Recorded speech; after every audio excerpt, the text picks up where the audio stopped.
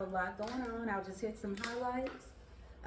We will have our farmers market that will open in May. We would love for you guys to come and take part of that. We have the Oak Forest Community Garden.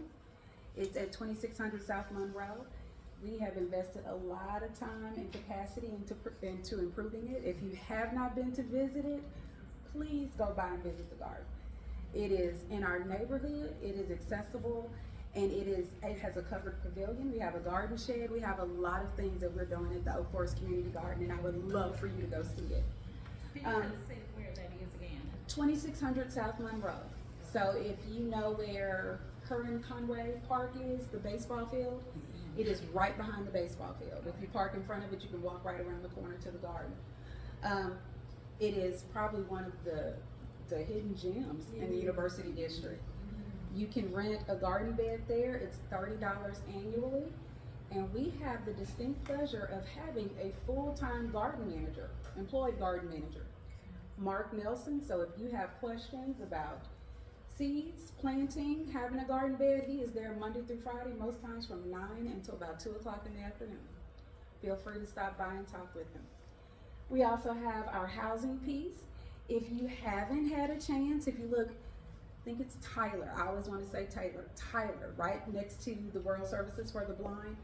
We have 4 houses in the 2800 block of Tyler that we've built. The University District is redeveloping. And I say redeveloping because we are trying to build affordable housing. We want to make home ownership as well as habitable housing available to everyone.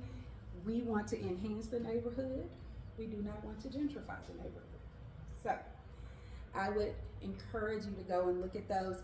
In the last 10 months, the UDDC built 7 houses and they've all sold. So I am here Monday through Friday. I only have, jokingly say, if you know Barrett Allen, I do everything that Barrett tells me to do and everything Barrett doesn't want me to do. But you can find me here. If you have any questions, I'll get some cards. They'll be on the table. Please stop by if you want an appointment, you want to take a tour, or you just want someone to walk through the garden with. I am available, and I'm so glad that you guys made time to come out tonight. Thank you.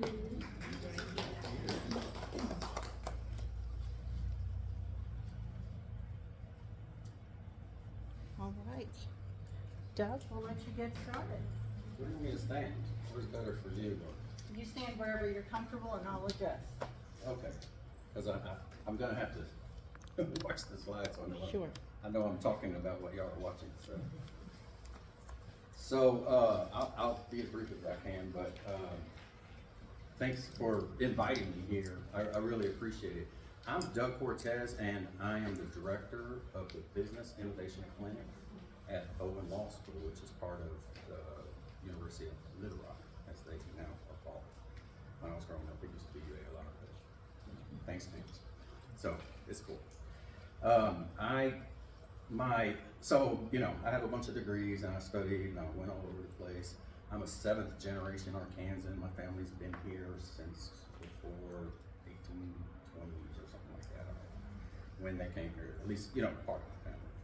So I've been all over the state. I have relatives all over the state, and I think it's awesome what I understand, what y'all want to try to do, and people that care you make a difference in your community. I tell people all the time.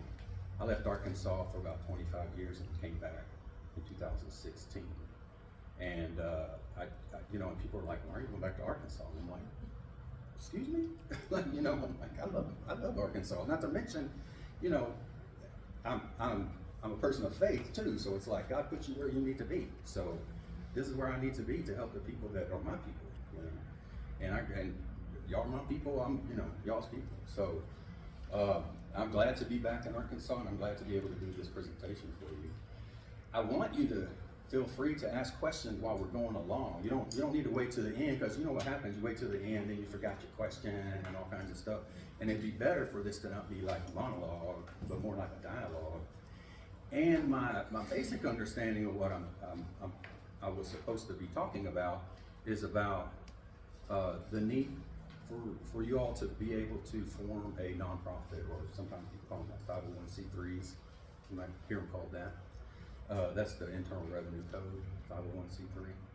So most of this is you know, you can get a lot, you can and should get a lot of information from the mayor's office and from the city, and they'll have more details about like what happens in Little Rock. Because the way Little Rock operates ain't the way North Little Rock operates, or Conway, or Camden, or whatever. Like, every city has their own thing. Like here, you have to get a business license if you're gonna operate a business, or occupancy license, and like in Conway, they don't do that. So, you know, check with your local, wherever you go, so if you're gonna, whatever you're gonna be doing, wherever you go, just check with the local people. And I have never in my life in Arkansas gone to a place where it's like, people complain about government employee. I'm a government employee now too.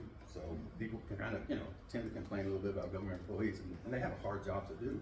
But they are always, to me, it's like always been so helpful and stuff. Like I went down to Camden, for example, I'm talking about, and they came out and were helping people when they needed help. So call on the mayor's office, call on them. I mean, that's what they're here for, and they, I know they like doing it because I go to all these functions in there. But I'll shut up now because otherwise I'll talk all day, and I'll end up getting on some soapbox about something. So let's move on. I did want to give a shout out to one of my students, David Nunez, who helped me make this presentation. So thanks, David. So let's roll. So this is an overview of the creation of an Arkansas domestic nonprofit organization. So if your uncle, brothers, dad's cousin who lives in Memphis told you about his St. Louis nephew, that it don't matter. That ain't in Arkansas, right? So what you got to do is you got to follow the rules and the laws of Arkansas. And since you're in the city of Little Rock, you got to follow the laws and the rules of the city of Arkansas. Like I said, you know, it doesn't matter what they're doing in Camden or Fort Smith or wherever else. So make sure you do that. So here's the basic process, and I know you all have handouts, and there's way more slides on here than I can present in the time that's allotted here. I just wanted to add some additional stuff on the end for y'all to have that available to you later on. But basically, what you have to do is you come up with a name and you file these articles of incorporation with the Secretary of State of Arkansas, and then you file for what's called an employer identification number, and that's with the IRS. And I'll have information and links to those are in the presentation. And you need to draft and ratify your corporation's bylaws, a gift acceptance policy, conflict of interest policies, and there's some other stuff. But then you file an application for that nonprofit, that 501c3, for the tax exemption status with the IRS using these forms 1023. File for registration of a charitable organization through the Arkansas Secretary of State using this form SOSCR1. And again, I have some additional information. You know, there's always more. Go ahead. So why would you choose 223 versus a 223 EZ? Oh yeah, so that's a good question. I mean, we can talk about it now. So this form 1023 EZ, it says you file either IRS 1023 or 1023 EZ. When you form a nonprofit corporation, and you're applying, when you're applying to the IRS for recognition of your nonprofit status, you know, you're going to get a certificate from them that says, yeah, you are now a tax exempt nonprofit kind of thing. And if you have less than if you're going to have less than $50,000 of like donations or assets in any given year during your first 3 years of operation, you can just file this 1023 EZ. 1023 is like 30 pages when you get it blank, and then you start filling it out, and then you add more stuff to it. 1023 EZ is a very simple form, because you know and 1023, that form, it will take about 2 years for them to process it. You can start operating your business and stuff, and they might ultimately reject you. They might say you don't have it. Normally you get to appeal it, and you just need to tweak something, you know, and you'll get recognized. Especially for what you were doing. I mean, this is something that's happens all over the country. It's not like they're gonna say no unless you put something in there. It's like, and we're gonna give guns to babies.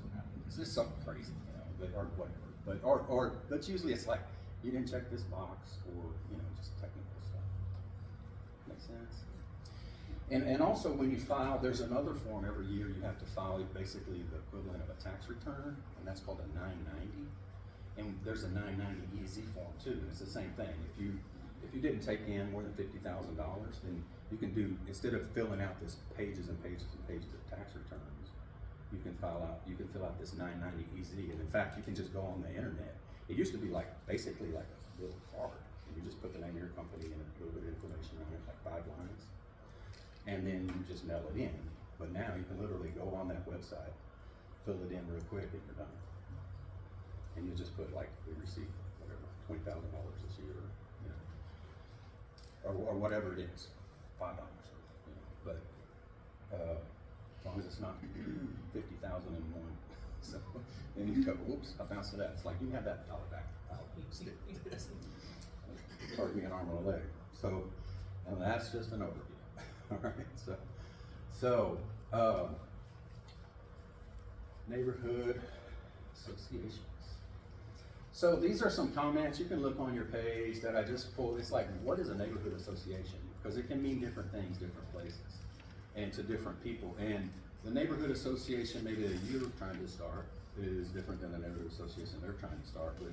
You know, it just might be little things that are different, but everybody's gonna do their own thing.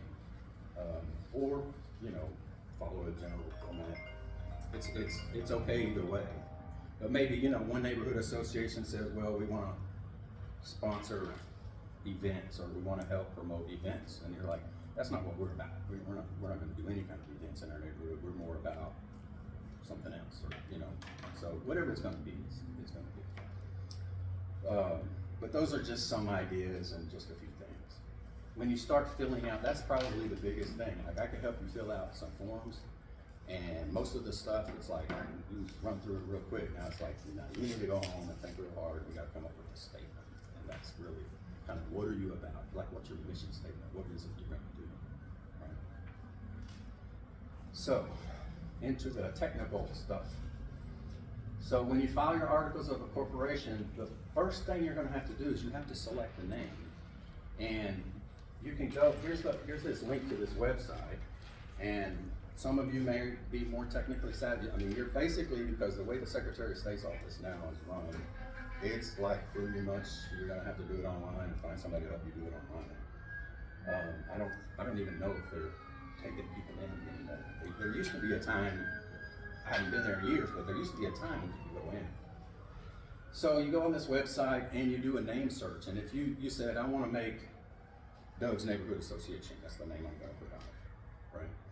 And I pull one up and they're like, there's already one with that name, you can't use that name, so you gotta come up with a new name. And I'm like, what about Douglas?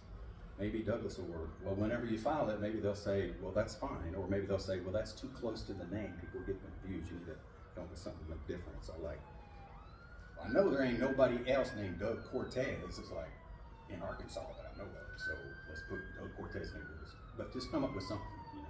Get creative, and it doesn't have to be a word. You know, it's kind of like people trademark name, you know, like all these medicines and stuff they come up with. It's like, where'd they get that crazy name from? It's like, wow, let's invent something if you want to. Or it can be like Ward 1, Section 1, you know, whatever you want to call it. Once you get the name, then you file through, you go through that, and then you start. You got to file these articles of incorporation, and it's like 2 pages. But it's if you print it, there's a PDF you can download it. If you go on that website, on this page there's like a whole bunch of links to all the different things you need to do, like search for the name, download a copy of the articles of incorporation, and so forth. Right? So once you do that, you'll get this form out.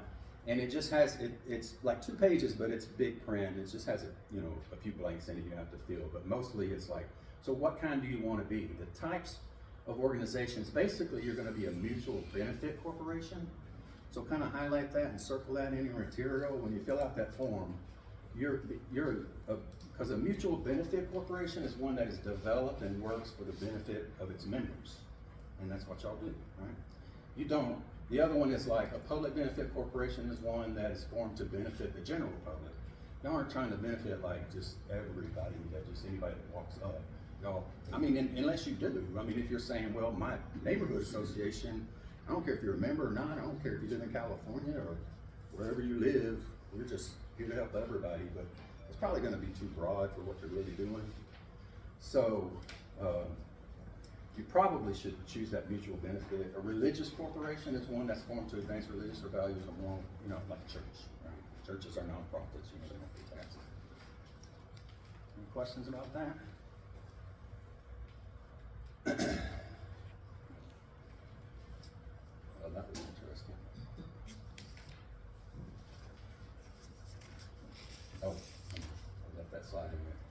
And then finally, you have to list a registered agent. So if a registered agent basically is someone, if the Secretary of State needs to send out something, they might send it to you, to the business address you have, but they also want a registered agent who is not the business itself. So you can put your own name on there, that's fine. You can be the registered agent for this corporation, right?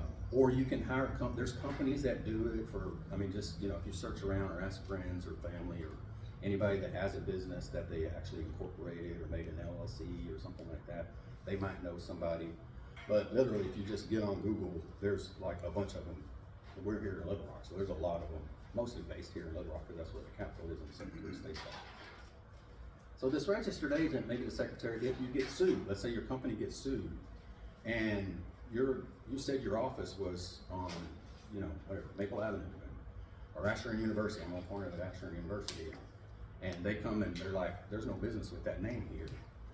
Well, you can run and hide or try to do whatever you want to do, but all Secretary of State's going to do, they're going to send it to the Secretary of State, and the Secretary of State's going to serve it on that agent, and then that agent, you'll be served. So if you don't go to court for it, for example, then they're just going to get a default judgment. You're still going to get like sued, or any other thing. Like if anybody's sending anything that they need to send to, and they're trying to get it to you and they kind of can't, and it's going to go through that registered agent. The registered agent has to be. It can be a company. Like there's CT Corporation is one, for example. That's what they do. They not only do that, they do all kinds of services for big corporations and stuff. But so CT Corporation or someone like them. Some of the articles. The register, so it can be a company, so it can be you individually, it can just be somebody you know, it can be some person that just does that, like maybe I have my own law office and I just operate like Doe's Law Office, I don't have a company or anything, but I do that kind of stuff. But it has to be someone or some business that's actually present, actually in the state. So you pick that registered agent, and there's going to be a place for you to list their contact information. And when fully completed, then, you know, and that's basically all you do. And then it's formed. You sign it and you submit it. There's a $50 filing fee. And people ask me about how am I going to pay that $50 filing fee? So like, you know, I have a clinic and I have students who are like working as attorneys. They actually have a student kind of attorney license. And we don't handle money or transactions or anything like that. So I'm like, just help them, walk them through it so that they can do. So you can just use like your personal credit card. And then now that you got your company form, and as soon as you open a bank account, then you can just expense it back and you can pay yourself back. But that's an expense that you personally put into this organization. The thing about corporation is a corporation is treated under law almost exactly like a human being, with a couple exceptions. Obviously they can't get married or divorced, you know. A corporation itself can't like go to prison. They can get like they can get sued criminally and get sanctioned if there's like money sanctions. They can be included in that kind of stuff.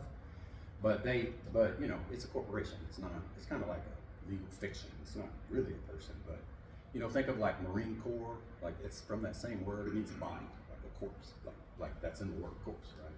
So a corporation it's just treated like another individual. So everything that you do with this entity that you create, it has to have its own checking account. You can't mix your funds with that funds. So if you're accepting let's say you have an annual membership due for all the people that's in your association, right? And you take the money from them and you put it into that bank account. It can be the same bank account at the same bank you bank at. Like let's say you bank at Arkansas Federal Credit Union or something, right? You open up a business checking account there, and that's where you have your personal checking account. And you can log into them both online. You can even link them so you can transfer money between them. But don't mix them up, you know. Don't be like, oh, I need to pay the gas bill.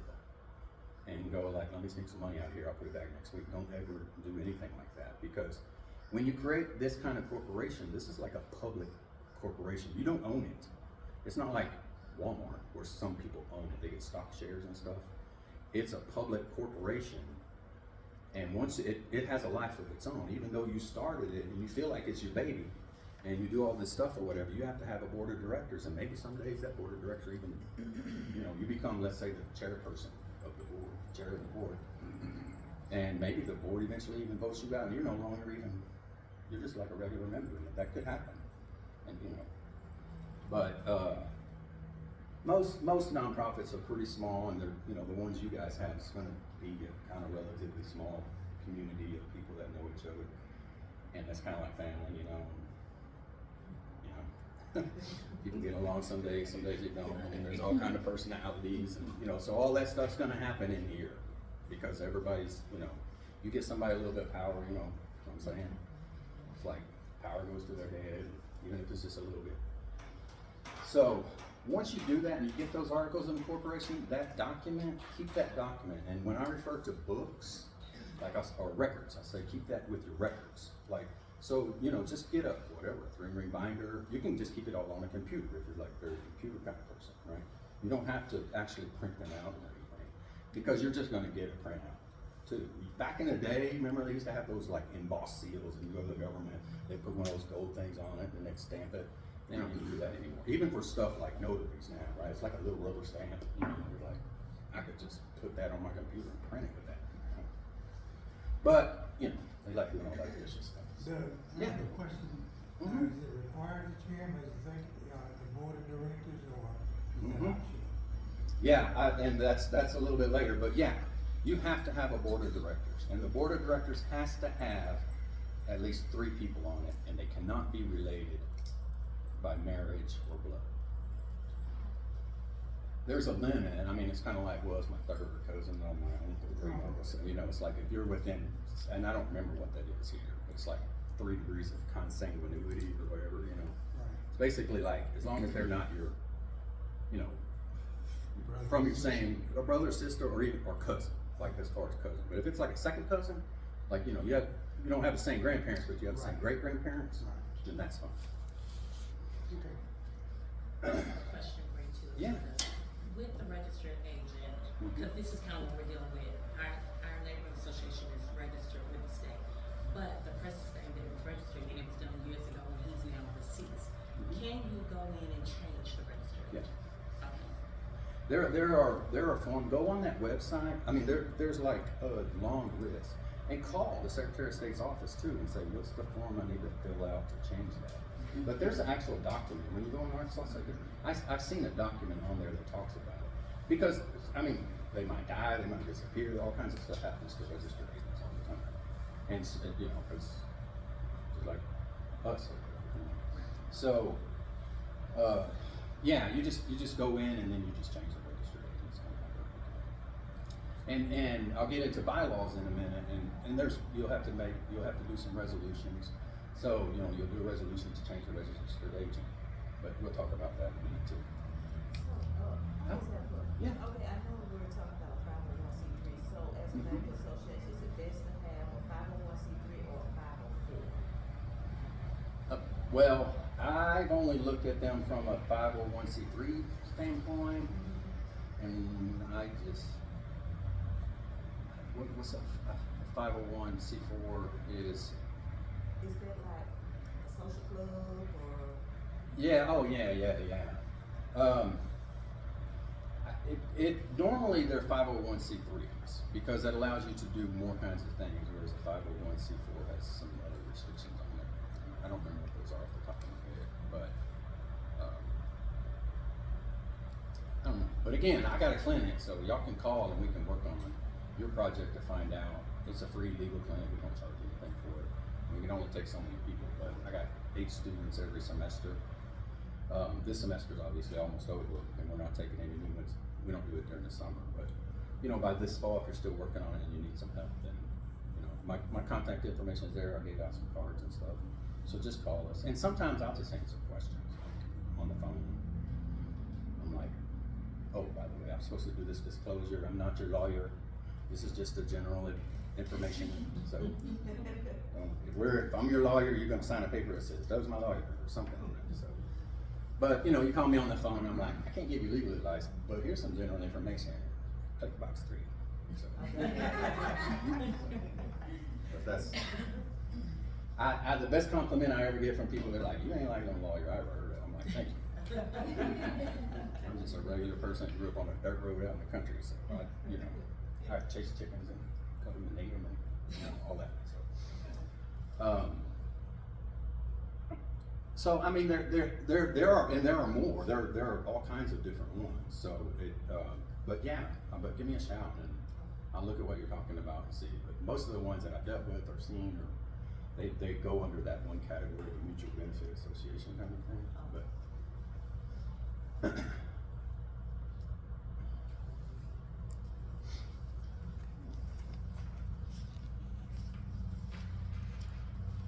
so now once you have that certificate, that now your company exists. So in the future, when you write documents and you say this is a company and it exists as of whatever date, it's the date that's going to be printed on that certificate of incorporation that you're going to have. So that's kind of like if you have this 3-ring binder of documents, for example, for your records, like that's the #1 record on top. And the next one needs to be this corporate employer ID number. It's a EIN. And that's the link for you to get one. And that one takes about 1 to 2 minutes. You just go in there and you get one. So I don't know if you have a business, even if you have a sole proprietor, like if you're operating your own company, like a sole proprietorship, then you can go on there and get an EIN number. It's called an employer ID identification number, but you don't actually have to have employees. And what I tell people who are doing like partnerships or sole proprietorships is like, at some point you might have to issue someone a 1099, like as a contractor or something like that. And if you don't have one of those, then you have to put your own social security number on there. It's like, I don't know, y'all remember back in the 80s in Arkansas was like, we're putting your social security number, that's your driver's license. I moved back and I was like, they're like, I'm like, I used to have a license here. I mean, it's been a long time, it's been gone, like 25 years. And they're like, well, let me see if it's there, what number is it? I'm like, y'all got it, it's my social security number. Like, I didn't know, I was young, I was pretty young. And then, I don't know, like soon after that, they said, well, you don't have to use that if you don't want to. And then soon after that, they said, well, actually, you can't use that. There was a big lawsuit. And now, look at it, so everybody's getting all their identities stolen. But anyway, go on that website and get an EIN. And if you're operating some kind of business, you're like, I don't know, you're selling, you got a fruit stand on the side of the road, or you're whatever, running big business or whatever, get an EIN so you don't have to use your own. But someone has to be responsible for that. So when you create that entity, usually it's the person who is the incorporator. It's probably going to be each of you, I don't know, unless you are the designated person to come to this meeting. But if y'all are the ones who are really driving the thing and probably going to be the chairperson or whatever.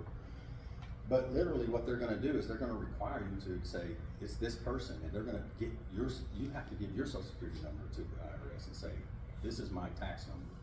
And like the agent, you can change that. So let's say you either decide, I'm not doing this anymore, I'm too tired, I'm too old, I die, I move, whatever happens, and you're not there anymore, then you can also change that with the IRS as well. So like it doesn't have to be your number forever. And in fact, I just did that, but I just helped somebody do that within the last 3 or 4 days. Question, I got a question. Yeah. On the EIN number, if you have one EIN number, can you apply for another one? For a different corporate entity? Yeah. Like I used to have a like a law firm that was an LLC, and then I had another business that was something else or whatever. Okay. And partner, and I was, because I'm a lawyer, dude, so I have to do all the paperwork. So don't become a lawyer. You'll be secretary, you gotta take notes all the time. I don't wanna do that. Anything like that. Oh, As long as it's under a different. But yeah. So I mean, you only need one and you only use that one. Don't switch. Don't go. Like let's say you have an LLC. You formed an LLC, Right. and you're using that EIN number. Don't start using your own. You're like sometimes I'm like, oh dang, I put my social security number. Like keep them separate. Like it's a separate. Just treat it like that's a separate life. It's a different human being. Like it's my child has his own social security number. So does my business. Kind of thing. I mean, and with everything, they need to have their own bank account. You can have the same address though. The official corporate address can be like if you use your house address, if that's what you want to use, and you have a business there, and it's also your personal address, and also your address of your son who is in Fallujah or whatever, fighting in an army. You know? I mean, you can use the same address, your house address or whatever, that's fine. All right, so now, some of the other documents that you need, which, you know, you need to keep you staying legal, you know, and in compliance with the law. You need corporate bylaws, you need a gift acceptance policy, and a conflict of interest policy. Oh, I have a note over there for something. These documents are not required, okay, you don't need to have these already created before you file for your certificate of incorporation.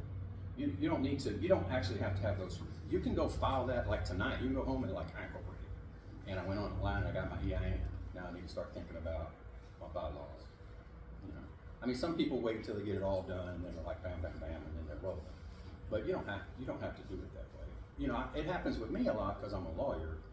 And so when people come in, I'm like, we're gonna do it all now here. So you got everything, bring it all with you. So, cause you know, I don't wanna charge you any more than I have to charge you, you know. I mean, I'm trying to make a living, but you know, lawyers cost too much money. Even for me, I can't afford it. So, you don't need it, but you do need it when you start applying to get your actual, you know, with the IRS to get your certification as a 501c3. So you can just go and create it right now. But until you actually file with the IRS, you're kind of like, you're just a regular corporation, really.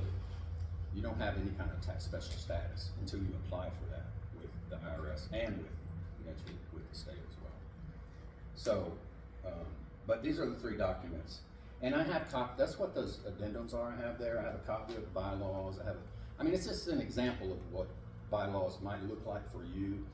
If you go on, and there's some links in here to the city of Little Rock, and they have a website for neighborhood associations, and they have one. It's not for a corporation or an entity. It's just for just an association. It's just you're calling yourself a group, you know, whatever. And it's bylaw, and they have bylaws. So when you're looking at doing your bylaws, because those were developed by, I guess, the city of Little Rock, and so you know, follow those because you're going to be here. And you can kind of like say, oh, that's the kind of stuff I want to put in here. And so you might modify the one I have, because the one I have is just a pretty generic kind of thing,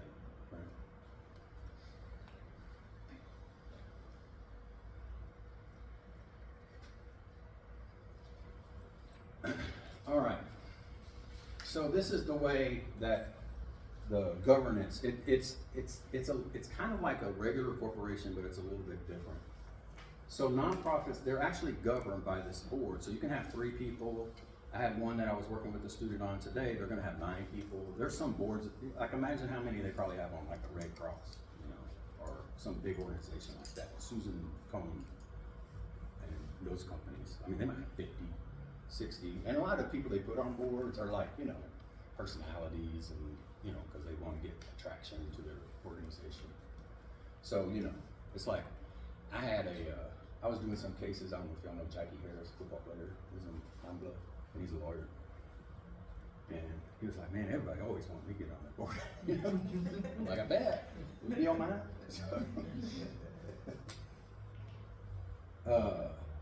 And generally board members aren't paid, especially on an organization like you. Like normally they get some kind of stipend if they're on the big time ones, you know, they're like, we'll pay to fly you in, we'll put you in a hotel for our like quarterly meeting or whatever, and we'll give you some kind of stipend for your expenses and stuff, you know, I don't know, maybe give you $1,000 or something like that. But for like y'all's organization, this is all basically gonna be free stuff. I mean, you're gonna get reimbursed expenses. If you're out of pocket, you need to make sure you gotta run it like a business, right? It's a non-profit, but that doesn't mean they don't have the money. Right? It needs to have money, and you need to budget for stuff. So the board is who's accountable for making all the policies of the organization, and it's given its powers in the Articles of Incorporation. So in the Articles of Corporation, you'll see that's where the board gets its authority. If you're looking for the chain of command kind of thing, I was in the Army, so it's like here's the general, here's the colonel, here's, you know. So that's the kind of chain of command kind of thing. So And the board's work is coordinated by the chair. And the board may organize itself into various committees. And I'll show a little diagram in a minute. And so you have the chairperson. And one of the things I tell people is like when I'm into, service, public service, or, like I said, in the military, or helping out in my church, or whatever. But the word president, if you think about it, it's like, what does that mean? There's a word inside of that, because that's where it comes from. He's the presider. And I tell people, the president's the presider. He's not the decider. The chairperson of the board is not the one that says, this is what we're gonna do. Y'all line up and vote yes. Which, if you've been around long enough, then you know that's what happens in a lot of meetings and groups, whether it's in, church or wherever you go. They're like, this is what we're gonna do. And somebody's gonna be the boss. But you got a board. See, I don't know nothing about that, right? So so this person is supposed to be presiding over the meeting of the board, but not telling you, there's gonna be a vote, and they get to vote. Some of them will have like an even number. Let's say they'll have 9 total, but the chair never votes unless there needs to be a tiebreaker. Kind of like the United States Senate, right? The Senate, the vice president is the presider over the Senate. The vice president, she doesn't normally go there and do that job because she's running around. They have somebody kind of fill in to do the gavel and all that on a daily basis. But on important things, or if they think the vote's gonna be close, then she goes. And whenever they vote, if it ends up 50-50, then she's the vote that can, and so it's the same way. So you can do it either way in your organization, however you want to do it. You can say, the chairperson, we're going to be a 3-panel board and we're all going to vote all the time. You can even say, we're only going to do stuff if we say it unanimous. There's going to be a 3-panel board, and if we all don't agree, then the answer is no. You can do it however you want to do it. So, like, I don't know if you hear in the government a lot of time, I don't even get into politics, but just how the government works, right? So sometimes they say they need a supermajority, right? So maybe they need 60% to win the vote or whatever. So you can do all kinds of stuff like that. You're like, well, if we're gonna do something that's really important, or if we're gonna do something that involves more than X amount of money, then we're gonna take a vote that it has to be at least 75% of us agree. So y'all can change those up how you want. There's not like a law that says boards of nonprofits have to do it like this.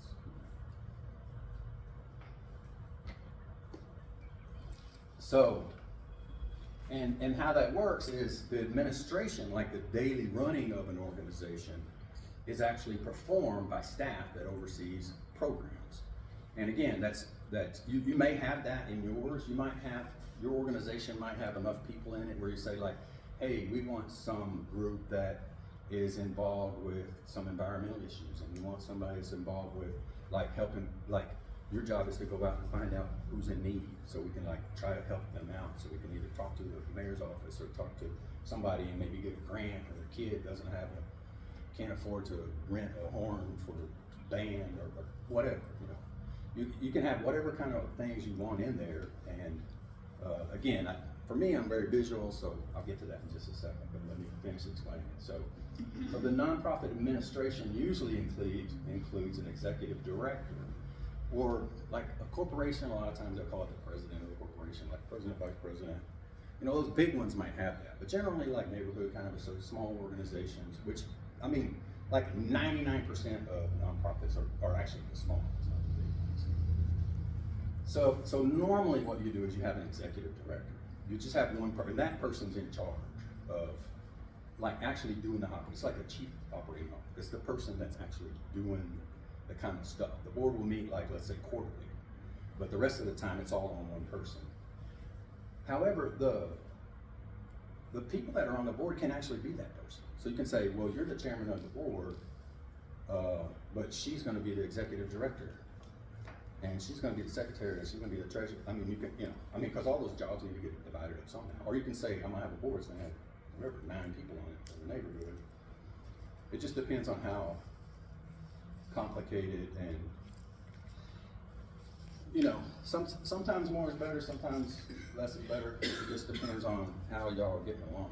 Because sometimes you just put enough people in a room and it just gets to the point where you can't accomplish I'm kind of in favor on this kind of an organization. I would say maybe a 3-person board or a 5-person board, but it just, I mean, it depends, you know. I mean, it could be like a block association in New York City, and you're talking about like, you know, 4,000 people that live in like one little, you know, because they're, so it just depends on what you guys are doing. And then, but if you have all these things that are separated, then what the executive director is the person that's running the business, the daily routine business of the company. And then they're the one who is like a liaison with the board, right? So they're running day to day, and the board meets and they say, all right, we made these resolutions, we want you to do all of this stuff. So you've got management decision over most stuff, but like let's say anything that requires over, you know, $100, then you have to get authority from the board. And we have had some resolutions, because last time we met, you came in, you said, hey, we need to pay for this thing, it's gonna cost $500. So we said, well, we're gonna wait until next month, and next meeting, and we're gonna decide it. So we decided it, so yeah, go forward. And now, after the meeting's over, the executive director goes out and does his or her thing. Oops.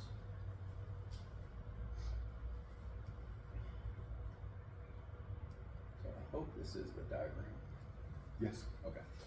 So, for example, the board of directors is this up here. Y'all see that little red dot? I don't know if y'all can read all that, because I can't even hardly read from here. But anyway, this is the board of directors, right? And so the executive director, who's running the day-to-day operations of the company, reports to the board of directors. And let's say they meet quarterly, or they might meet annually. Usually, it's a corporation, so you need to meet at least, you should meet quarterly. And then let's say that the executive director has an executive, this is like if you have a big one. Right? They might have an executive assistant, it's kind of like a secretary, administrative assistant, whatever you want to call it. And then here are the functional like program areas. So this one's like development director, this is program developer. Functional divisions, like this is finance, you know, human resources. Volunteer director, they coordinate with volunteers. Program director, got a housing coordinator, workforce, public assistant. So depending upon how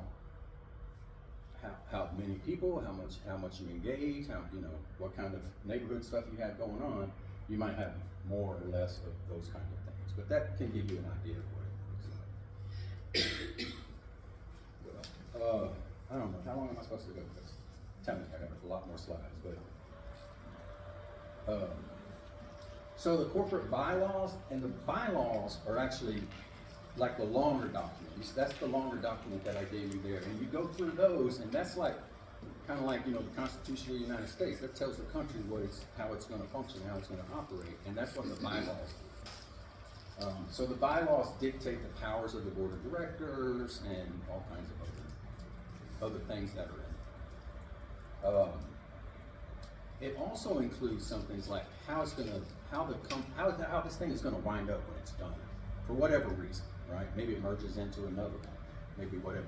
But the main thing is, if your nonprofit organization, no matter if it's 501c3 or C anything, or B or F or PDQ, whatever it is, a nonprofit organization, you can't just say like, all right, we're not gonna do business anymore, so I'm taking this table home. Right? It can only dispose of its assets by giving it to either another nonprofit organization or to a government entity.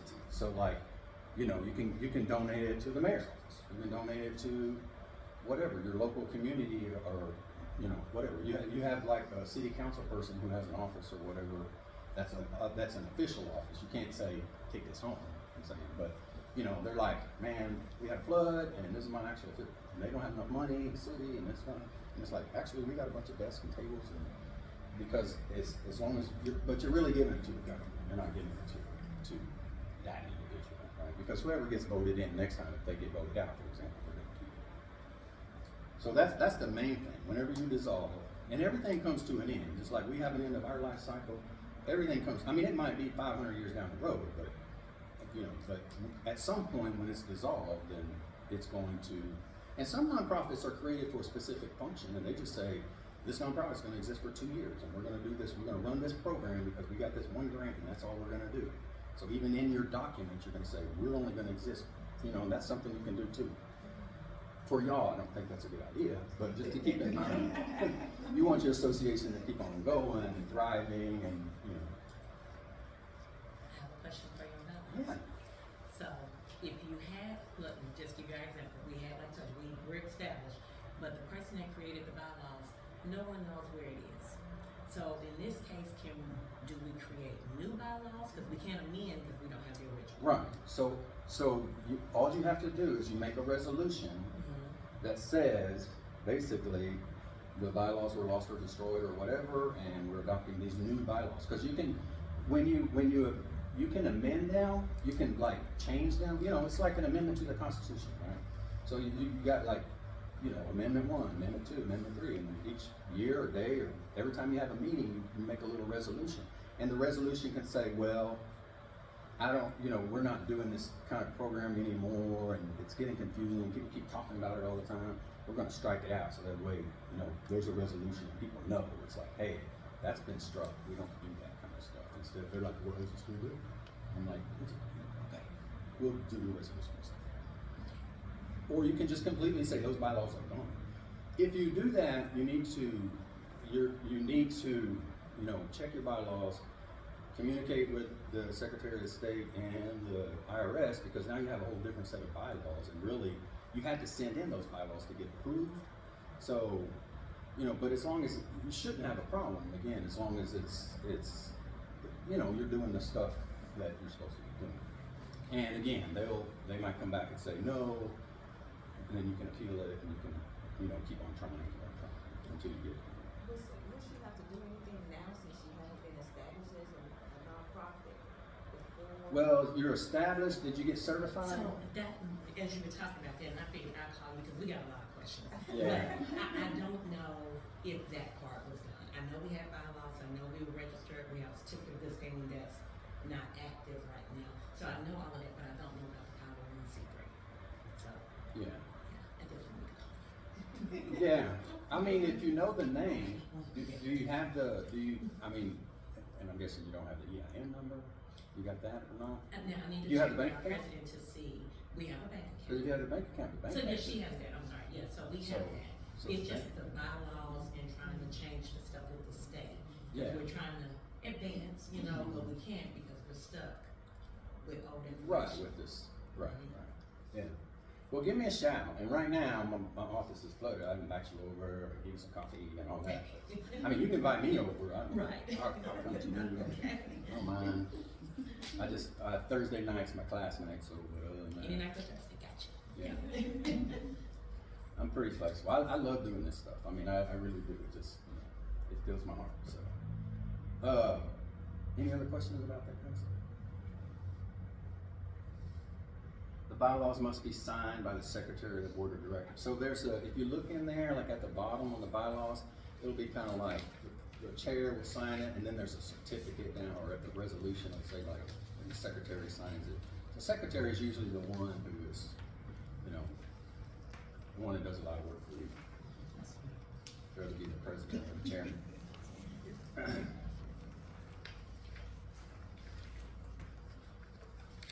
And like I said, you have to select at least 3 directors to be on the board, and then you select those 3, and then they select who's gonna be the chair. You know, y'all vote amongst yourself, or just talk about it, however you wanna do it. Usually there's at least 3 title persons: the chair, the secretary, and the treasurer. The secretary and the chair can never be the same person. It always, different people can fill multiple roles, but the chair and the secretary can never be the same. And since you have to have 3, since you have at least 3, someone must be the chair, someone must be the secretary, someone must be the treasurer. So let's say you're like, well, we're not gonna re-elect, you know, what we're gonna do is we're gonna have a kind of rolling chairperson. And so we're gonna have an incoming chairperson and the present chairperson and then outgoing ones. I don't know if you get an organization, sometimes do that. So, you know, maybe you do that. We're just gonna have an election, say, every 2 years, or every year, we're just gonna do it. So the incoming one is learning from the one that's in there now, and the one that just went out is helping the one who's, you know. So it's kind of like you do a flow, because if you just say, you know, I want Doug's gonna be the chair this year, and then I flake out. and nobody's there, but hopefully if you have additional persons, maybe there's less of a chance of that kind of thing happening. Although the ones who normally is supposed to keep the physical records is the secretary, not the chair.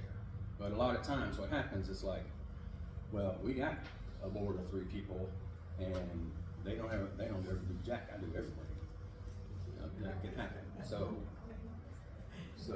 But you know, try not to get in that situation, or try to get, you know, try to find people that are gonna help you. But you know, you can get in trouble if you don't have 3 people on the board who are, you know, supposed to be engaged in doing the board kind of work. You can lose your certification. And if people are donating money to you and they're relying on that tax kind of thing, which happens a lot less since they changed the way the tax code is. Like I haven't filed an itemized tax since they changed it, you know. Directors may serve a term of no less than 1 year, no more than 6 consecutive years. So you can make it whatever you want. You can say, okay, you're gonna be on the board, whether the officer thing is different. You can elect and vote however you wanna do that. But it's like, you get put on the board of directors, right? Then you can say, this is just a 1 year commitment, or this is a 2 year, or 3 year, or 4 year, but it can't be more than 6. Somewhere you have to have a renomination process for the person to get back on. Or, you know, I mean, it could just be, you can say this is for 3 years, right? But then at the end of the 3 years, you just run again. Or you can have unlimited number of terms, but you have to have a set term. Something has to be in your bylaws that said terms are for, and a lot of people will do them offset, right? So you say, I got 3 members, and each term is gonna be 3 members, and each year, only one of them is gonna be replaced, so potentially replacing, you know, maybe the same ones. So just offset them, so it's like, you know, next year, I mean, you start off with 3, and you say, all right, because this is the initial one, you're gonna be 1 year, you're gonna be the 2 year, you're gonna be the 3 year person. And then as we go forward, it's like, all right, you're the 3 year person, so you gotta run for re-election this year. Now you're the 3 year person, you're the 2 year person, and whoever comes in, oh, you got elected. So, and you can just kind of roll that way. So you don't want, you know, and that will also prevent like a whole new slate from just wiping out everything, and then all of a sudden you're like, these damn cuckoos came in, and like now the clocks don't work, and you know, everything's wrong. So you don't want to, you know, it's just, there's a reason why government moves slow or whatever, because, you know, it's like, man, I want to change, I want to change, I want to change, and then all of a sudden they change, but not the way you wanted them to change, and then it changed everything. And you know, it runs slow for a reason. It's not because it's dysfunction, it's because that's the way it was designed to be. Like I said, it's the same person can hold multiple positions, but the secretary, no matter what, the secretary and the chair have to be different. And then officers these are like the executive director. Maybe you only have one person. That's the person that runs the day-to-day operations. I mean, you can say like the chairperson is the executive director. Like I said, you can wear multiple hats, as they say, right? But you should have somebody, and that's the person who's like kind of the point. Right, like court guard in basketball. It's like, you know, that's the person who's kind of like controlling things and keeping control of the flow. You know, neighborhood associations aren't the kind of thing. It's like, you know, somebody's working 8-hour shifts, like, you know, 40 hours a week. You know, they are just kind of like meeting from time on a regular basis. Now you're incorporated, right? So you're like a business. So you need to say like, we're going to meet like on the first Thursday of every quarter of the first month of every quarter, so maybe the third or whatever. So I don't want you to meet on January 4th or whatever. You know, but so you say we're going to meet on the last Thursday of every quarter. So it would be March, the last Thursday in March, the last Thursday in July. You know, that or however you want to set it. You know. But set a regularly scheduled kind of thing, and you can change it. Like you can say, hey, you know, we're gonna make a little resolution that says next month we're not gonna meet on that date because it happens to be, you know, or whatever. They change. Like when they finally made, you know, the Dr. Martin Luther King Jr. Day a holiday here. You know, it's like, well, we were normally that was a day we had set aside because we recognize it too since forever, but now everybody goes and takes long weekends now since There have a question. Yes, sir. clarification. Do the bylaws for the 501c3 need to be different from the bylaws of the association? They're the same document. Okay. And you can, you know, I mean, So if you already have your bylaws established, you need to go back and look at it and maybe restructure it? so, I mean, the entity that you have right now is just it's not like a official, it's like this kind of community club Right. kind of thing. Now you're creating a entity, so it's, you're either going to say, we're gonna wipe out this, we're gonna, you know, y'all get to, cause that thing is still either gonna exist or not gonna exist. Okay. But this thing now exists, so you can either say, let's take a look at our bylaws and incorporate all of that stuff, or as much of that stuff as we can into these bylaws. So you can just Or- amend your bylaws? Yeah, to- or you can create this entity, and this entity can then, basically, y'all pass a resolution, say, hey, we're gonna incorporate all of this other social club thing that was going on into us, and so you can do it after. You don't have to do it before you create the corporation. I mean, I wouldn't do it before you create, because something could go wrong, and then this thing, you know, it's like, something happens and they're not giving me my certification, and they're not, or whatever, and it'll hold you up, and if you have a living thing going on, you wanna keep feeding it, keep taking care of it. Okay, thank you. The corporate resolutions, and I put a copy of those in there, like an example one, like one you're gonna need, no matter what, is like I put an example for, like, I think it was opening a bank. But you're gonna need one that's going to also adopt the bylaws, right? Because if you did a certificate of organization, and then you said, okay, we're gonna be the persons on this board. And right now, we don't have bylaws until we actually, because the certificate of organization is what gives you the authority. So we're the board, so now our first resolution is we adopt those bylaws. And our second resolution is, according to the bylaws, somebody needs to be having an open a chicken account. And they're gonna open a chicken. So those are the main two things, like the first order of business, right after you incorporate. Or right after you get started. You can incorporate now, and it might be 6 months before you even file it with the IRS. You know, it's not a requirement. One thing though is if you don't do anything, and you don't file your 990, you know, you file your certificate, you send in to the Fed, you send in to Arkansas government to get your certificates of your nonprofit certificates, and then you don't do anything. You don't file your returns. You don't do. After 3 years, the IRS is basically going to be like, you're done. It's and the state too. You're down to bump.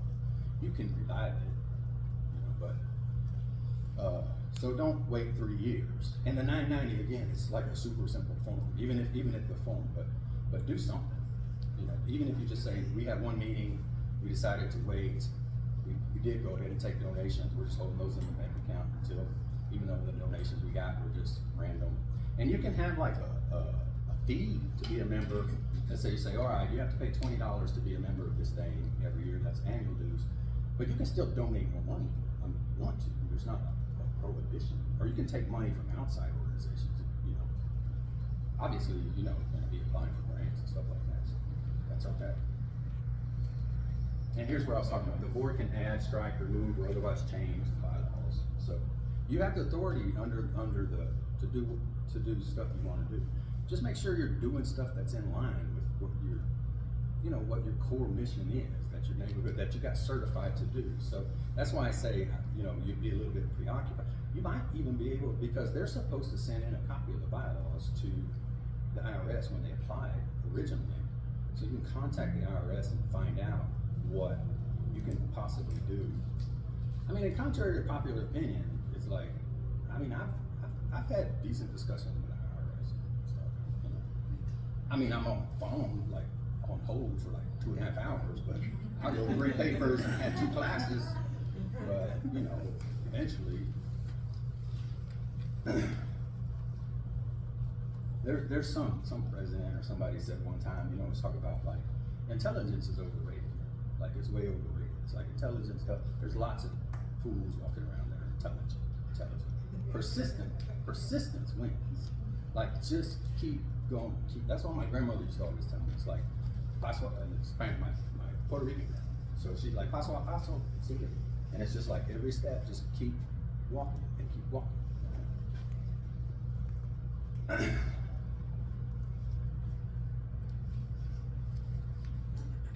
Conflict of interest policy, it details what's considered a conflict of interest and how you're gonna handle a conflict of interest. So, actually on the IRS, on the 1023 form, there's like, here's a sample, just use that sample.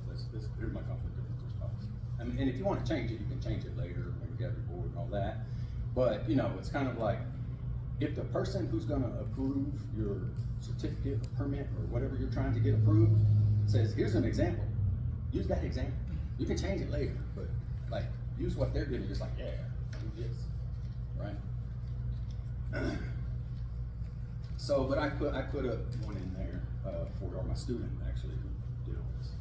Not all of it, but we worked together. So you have to have this conflict of interest, and it's just like, you know, I mean, one thing, for example, like a super obvious kind of thing, it's, you can't, somebody can't like basically give you a donation and get like this kind of, like, I'm getting something, like, you know, it's like, you can have restricted funds and you can have unrestricted funds, but you can't have people that are like trying to get in and do some, you know, I mean, just shaking, you know, so like people kind of always trying crazy stuff. So, you know, somebody says, hey, I wanna make this $10,000 donation, and your conflict of interest, you know, but I want you to do something that's, you know, or get you end up involved with something that's contrary to y'all's mission, right? So it's like, we have this mission or whatever, but I don't know, just cause I'm here, I guess, it's like my thing, it's like, but y'all gotta like cook dinner for the KKK. It's like, are you crazy? Like, you know, you can't do something that's like core against, it's like, our actual mission is like, saying no to organizations like you or whatever. So that's, I mean, that's like fundamental to what we're doing. So, but it's just any kind of conflict of interest kind of thing that comes up. You look into conflict of interest and make sure. Some of the things, this is the next slide. Gift acceptance policy. So these kind of go hand in hand together. There's a requirement, you see that last paragraph, for example, any donation of or exceeding $250 will be acknowledged in writing. So if you receive a donation from someone that's $250 or more, it just needs to be something simple. It can even be an email, and you just print out the email and put it in your records and with your financial records, right? So you have like your records that I'm talking about here, and then you have your like financial records. They're two different things, and sometimes they get mixed up in the conversation. But you need to actually give them something in writing that recognizes that they gave that donation. You can make it lower than $250. You can say anybody that gives us $100 donation, we're gonna. And I send this donation to this organization in town, and it's just, I can't remember, and I wanna give them $100 a year, but if I give them $100 a year, then I will forget. So I just send them $10 every month. And they keep sending me, I'm like, please do not send me anything. I'm sending you $10 and you're sending me a whole envelope with a document in it, and somebody had, and I'm like, it's like defeating the purpose. And finally, they stopped doing it, so. I was just gonna stop. I'm like, I don't know what to do because I just forget if it's like. So that's the main stuff. Here's the completion of the form. These are the state forms, about the state forms that you have to. No, I'm sorry. This is about the IRS 1023 forms or 1023 EZ. If you make less than $50,000 within 3 years of organizing, or $50,000 within any one given year or over the whole. When you do the long form, I think on both the easy and the long form, the board members' names are going to be on there. So when somebody comes on the board, you might need to know, because these are public documents. And some people are like, I don't know my name on any kind of public document or whatever, so I can't serve on the board. Because when you do your report, when you do your 990 every year, you know, you're going to list the people that are on the board of directors. But I don't get too much into the finance, so I'm not going to talk to you too much about taxes. I'm just saying, you have to do this 990 and it's basically your taxes stuff. There is a 990 Form EZ you can fill out as long as it's below 50,000. Other than that, talk to a financial advisor.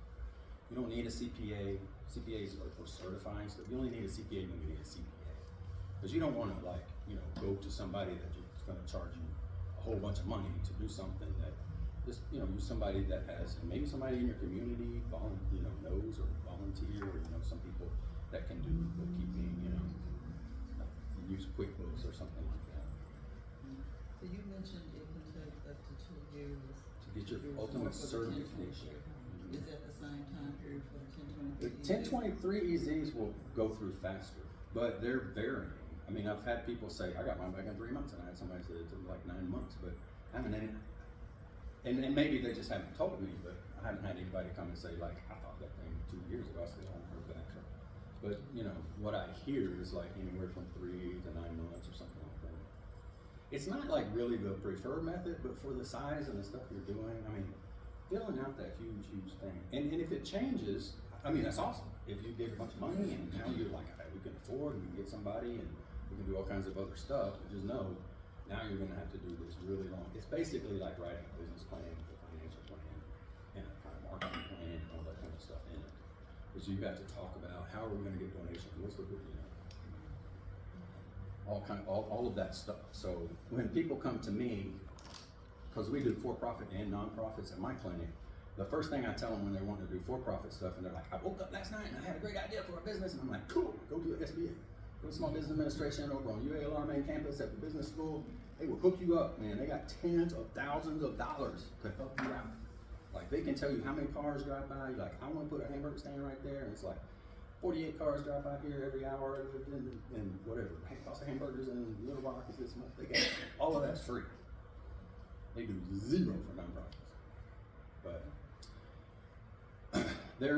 they have a grant right now, and they created what's called the Arkansas Business Navigator Program. So you can contact them, and they might be able to help you right now. Just they got a 2-year grant, and my understanding is going to be renewed. So if you contact, so it's Name of it again? contact the ASB TDC. Doug reached out to them, and he said only businesses. But did you talk to the Arkansas Business Navigator, I talked the to ABN? Michael Singleton over ASBTC. Well, call the people at ask for the Arkansas Business Navigator people. Because I literally, there's a person that's working there, someone on a nonprofit I'm working with. Okay.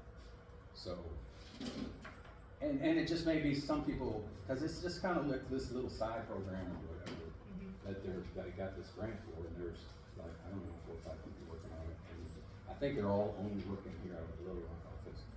But that's what I always understood too, and then all of a sudden, I call them kids, but they're like really young. Yeah. And really good. So, all right.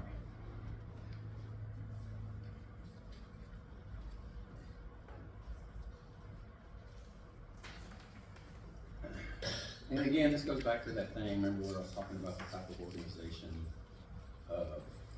that you're going to operate under. You know, there's different things for churches, schools, that's all this is talking about.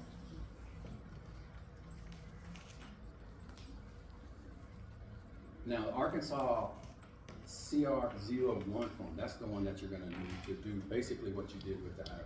So before you do the Arkansas one, you get your 1023 for the IRS done. You don't have to have it sent in, but since you have it done, go ahead and send it in. But technically, you can send them the one that you have done before you send it into the IRS, but just send it into the IRS. And when you send in stuff, you know, if you use those flat rate envelopes and stuff, then you can get a tracking number on it, and I would do that. I mean, if you're not gonna use the green card with return receipt requested kind of thing on it, just because stuff gets lost and this and that, I guess, and maybe just because I'm a lawyer, and that's what we do all the time, but when they came out with those flat rate packs, I was like, whoo, that's like awesome. It's like cheaper and it's tracked anyway, and I don't have to fill out that form because I always do it wrong. I checked the wrong box, and plus I found out they're having all kind of problems in the courts because when the COVID hit, and all of a sudden the postmen are like signing the thing. And people are like, we never received that document. And they're like, show me the signature. I'm like, I ain't my signature. I never received that. And so it's been a mess. And plus, I've sent plenty of stuff through the mail, like, since the COVID thing happened. I've lived in, like, South America and kind of places where it can take months and months to get stuff. I never have sent a letter. I mean, since I was a kid, I sent a letter to any of my family in Arkansas, back when we used to write letters. And, I mean, it was maybe 3 days, 4 days, maybe, max. They're just disappearing. I don't know what's happening. So what's that CR02 and 03? I'm sorry, so, if I can remember these. This is a consent for service. CR02 is a consent. So you get this and it just says, I consent for you sending stuff.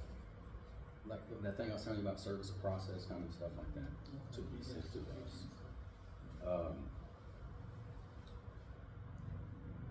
The financial reporting form is a CR03. It's a reporting of your financing, your budget. Like if you were doing that long federal one, you have all that stuff in there. But since you're doing the short one, you don't. But for them, you still have to include like some financial statement, a little kind of budget kind of thing. But it's a form. It's pretty self-explanatory. A copy of any current contacts with paid solicitors, fundraising, or commercial. If you're already dealing with those kinds of things, then, but just read those instructions. The main thing is the CRO 1, 2, and 3 are the main things that you have to fill out. And again, there's literally like a document on the Secretary of State website, and it will walk you through all of that stuff. It's very detailed.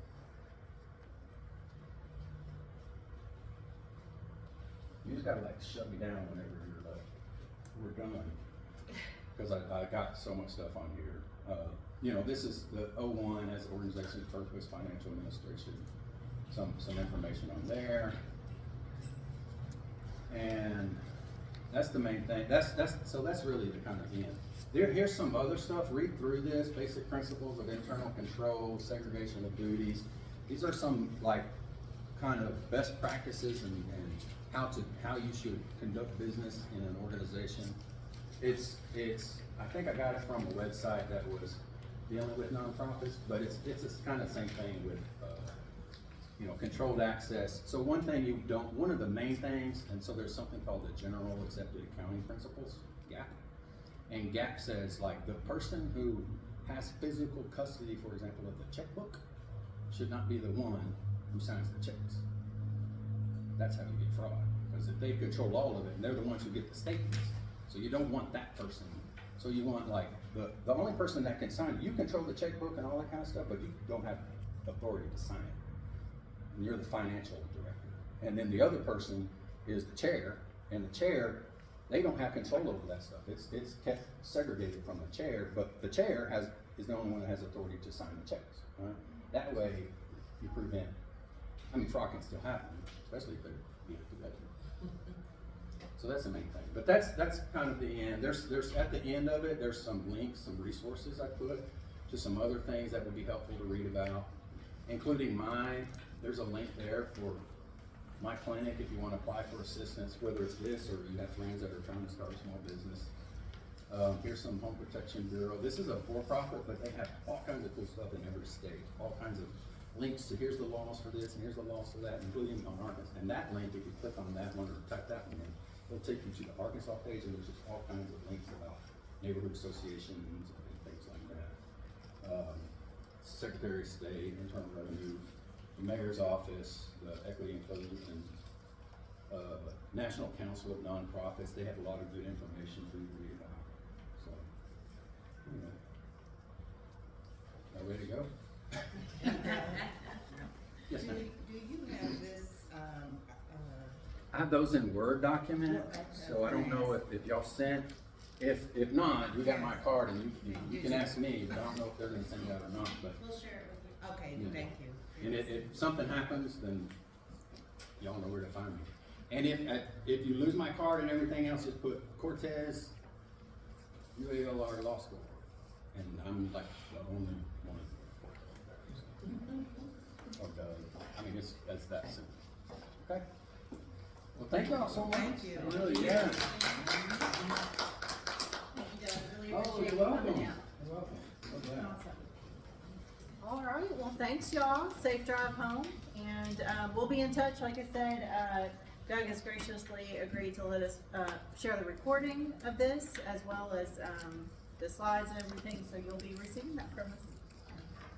Thank y'all. Doug, I got one quick question. Yeah, I can hang out. I There- don't know if they're gonna check this out.